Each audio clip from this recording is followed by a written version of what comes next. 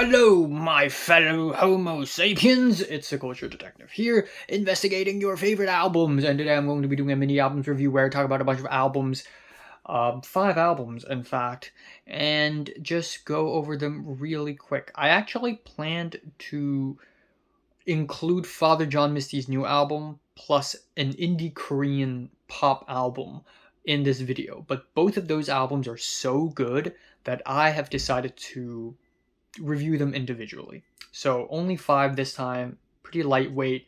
Starting off, we have Laura Marling's Patterns in Repeat.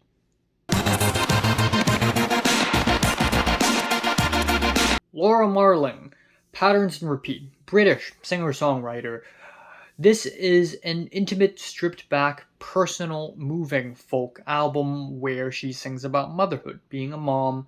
The album opener, Child of Mine, is a beautiful album opener about being a mom.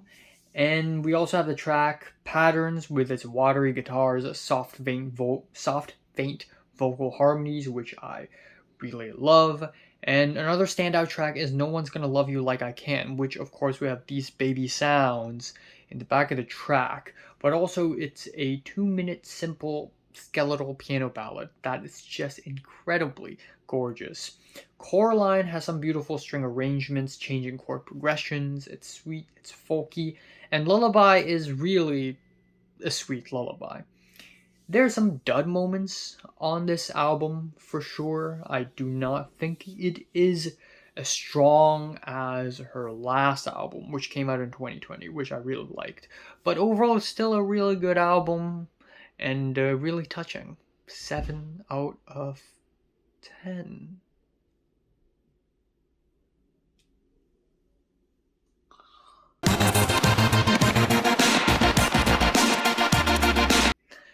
Lil Uzi Vert, Eternal Atake 2. That's how you pronounce the word, I guess, because that's how Lil Uzi Vert pronounces Atake.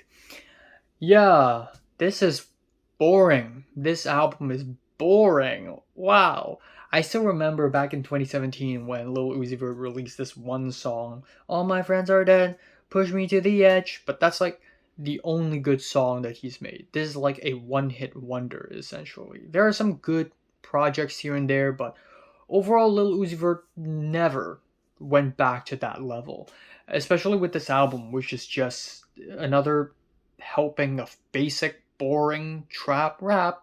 It's 2024. We have moved on from trap beats so far. Like, we have post trap, we have newer like club beats, and drum and bass is way bigger now. Like, a lot of rappers are incorporating them way more now. K-pop is incorporating them. Like, trap rap belonged in the early 2020s, which I don't think we're in now, as crazy as that sounds.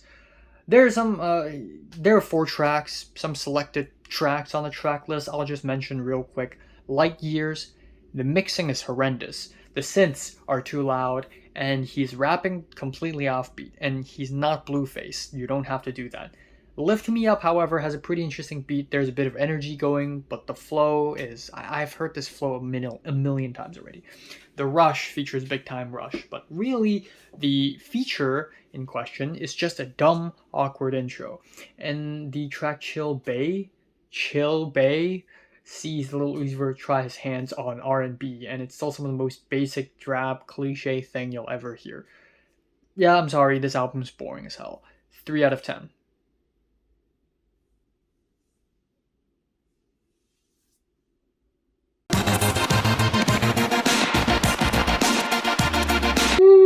New Freddie Gibbs album, You Only Die Once. Freddie Gibbs, legendary rapper, he's back. New album, You Only Die Once. And, yeah, he's done some amazing projects with Madlib.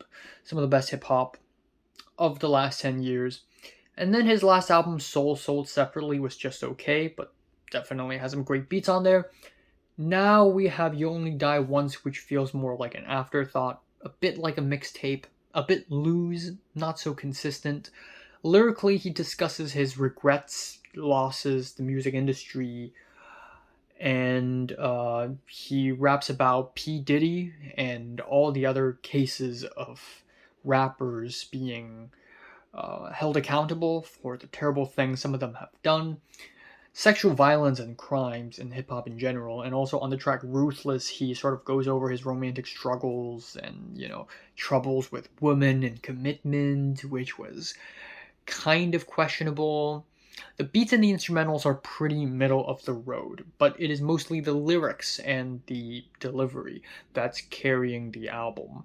I like the jazzy beat on Cosmo Freestyle. I also really love the soulful pianos and samples on Rabbit Island. The flows on Walk It Off is a bit mid, but overall, Freddie Gibbs is Freddie Gibbs. And it's a pretty solid album, nothing too crazy, feeling a 6 out of 10.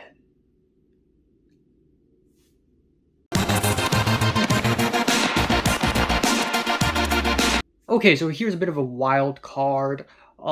This is one Zhaojie with Sunlight Illuminates My Heart. In Mandarin, it's 太阳光明照我的心. And this is an artist, a singer-songwriter based in Beijing, China. And this is a 28-minute long synth pop album, which sounds interesting to me. I listened to it and man, it's just too derivative. I get it, he wears his influences on his sleeves, but a lot of the tracks on the album just sounds like a mixture of LCD Sound System, Beach House, and maybe a touch of Vampire Weekend. The first track is just this pure, bright pop song in major chords completely. It's kind of bland. The title track has some really nice horns in the outro, and I like the boom bap beat. Then after an interlude we have Ti Cao, which means aerobics. And there are some fun sequence beats, and I think the lyrics are kind of cute too. It's a love song written in the perspective of sports. Like, I love you, let's keep fit and be healthy together, essentially is the lyrics of the song, which I thought was kind of stupid, but sure. And the album ending, Dead Trees, is kind of a moody album ending, but I do love the woodwinds. The mixing is still a little muddy, and the hooks are not strong. So, yeah, not much else I could say about the album other than it's kind of derivative, but there is a lot of potential. 6 out of 10.